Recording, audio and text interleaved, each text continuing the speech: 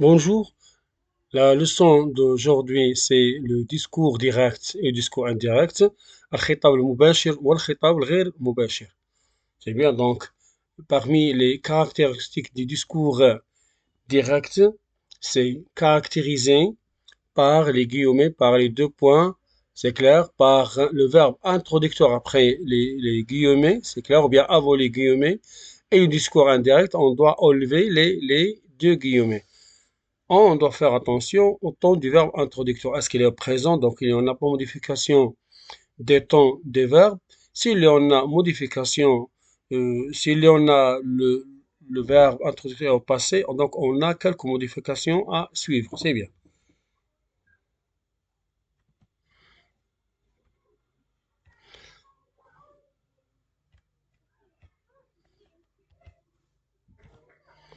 Voilà, donc le discours 1, le discours direct. Donc, les paroles sont rapportées telles quelles sans être modifiées.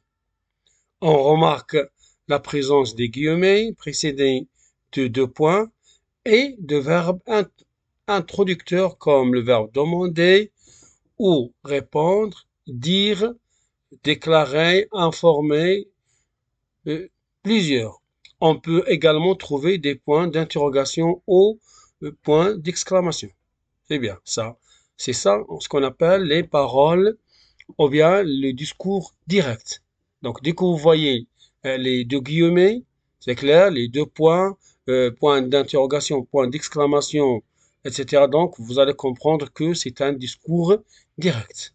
Le discours indirect maintenant, c'est il rapporte les paroles en introduisant une subordonnée complétive. Il a dit qu'il aimait tant ses parents. Il a dit qu'il aimait tant ses parents. Donc, que, ici, on introduit que, c'est clair. Il se caractérise par l'absence de guillemets, ainsi que des points d'interrogation et d'exclamation. On change les adjectifs des pronoms personnels et possessifs, ainsi que certains mots interrogatifs. C'est clair. Donc, on va voir ici, dans cette partie, du discours indirect, il n'y en a pas que, on peut trouver que dans la phrase du type déclaratif, on peut trouver si dans la phrase interrogative, on peut trouver de plus infinitif pour les phrases du type impératif, c'est clair, donc vous allez faire attention dans les exercices. Voilà. Donc ça, la première partie, on va se concentrer seulement quand on a le verbe introducteur et au présent. C'est clair?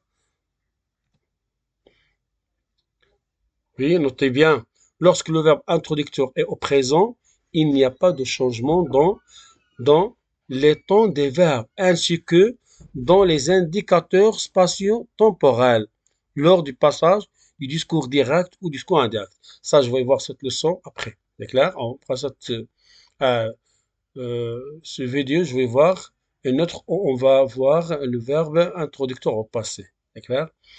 Lorsque le verbe introducteur est au passé, on applique des changements dans le temps des verbes de la complétive et dans les indicateurs spatio-temporels. On va voir plusieurs, c'est clair, modifications. Quand le verbe, mais maintenant, on va voir que le verbe, on va voir que le verbe introducteur au présent aujourd'hui.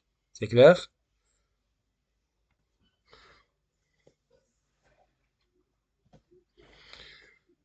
La première phrase. J'ai bien réussi mon examen.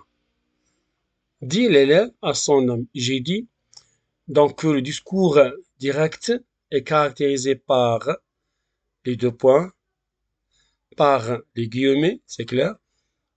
Donc vous allez remarquer ici que la parole est encadrée par les guillemets. Ça, j'ai bien réussi mon examen. Donc c'est la parole de l'élève. Dit l'élève à son ami. Donc cette écriture n'est valable que dans le discours direct. On peut dire dit l'élève à son ami. C'est clair? Donc maintenant, pour transformer cette phrase, on va commencer par le sujet qui est l'élève, dit à son ami, et cette phrase c'est une phrase de type déclaratif. Donc, on va introduire ici que. C'est clair. Dès que vous voyez une phrase de type déclaratif, vous allez introduire que. Voilà. Donc, ici, l'élève dit, c'est le verbe introducteur au présent. Donc, il n'y a pas de modification de temps. Ça, le verbe réussir au passé composé, on va garder le passé composé. C'est clair? Donc, l'élève dit à son ami qu'il a bien réussi son examen. C'est bien. Donc, on a enlevé les guillemets. On a enlevé les points. C'est clair? On a commencé par le sujet.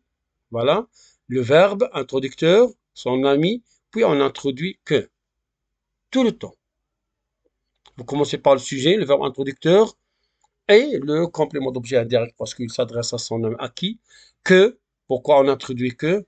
Parce qu'il y en a la phrase au type déclaratif. L'autre phrase.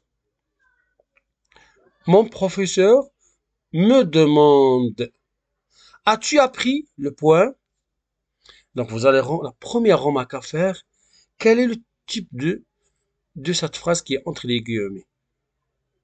Ou bien, avant cette remarque, vous allez comprendre que, dès que vous voyez le discours, vous voyez les deux guillemets, vous allez comprendre que ça est discours direct. La deuxième remarque à faire, c'est que cette phrase, le type de cette phrase est interrogative.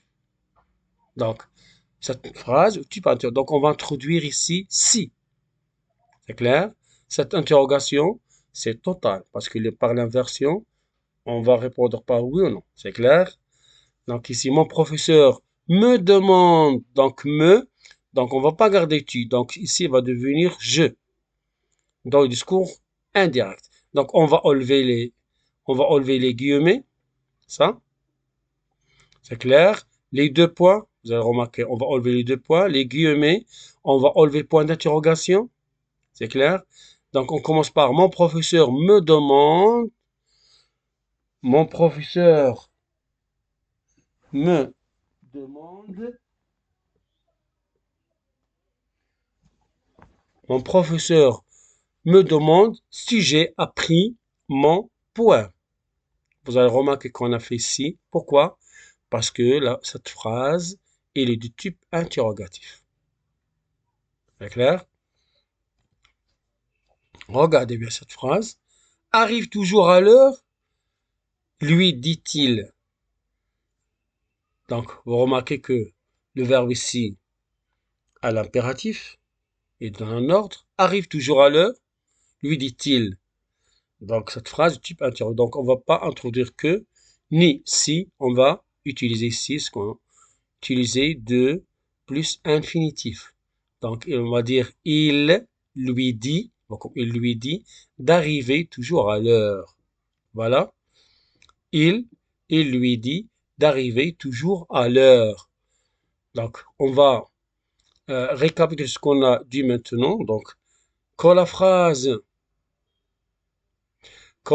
est du type déclaratif, on va introduire que ici.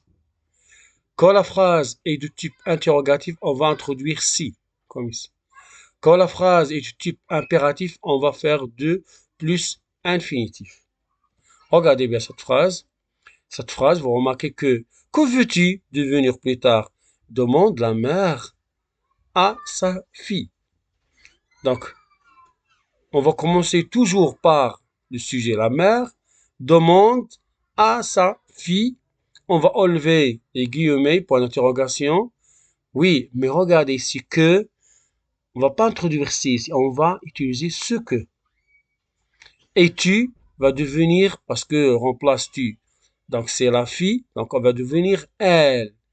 Donc la mère demande à sa fille ce qu'elle veut devenir plus tard. Oui, ouais. Donc la mère demande à sa fille ce qu'elle veut devenir plus tard. Donc vous remarquez ici que tous les verbes, c'est clair, tous les verbes, vous remarquez ici que tous les verbes sont, voilà, au présent. Donc c'est la raison, on n'a pas modification des temps du verbe. C'est clair? On n'a pas modification des temps du verbe. Voilà, on a sur le passé composé, on a gardé le passé composé. C'est clair? Et aussi, on a, on va faire attention au type de phrase. Quand la phrase est du type déclaratif, donc c'est que, on introduit que ici. Voilà, voilà. Ici, quand la phrase de type interrogatif, on introduit si, comme vous voyez ici.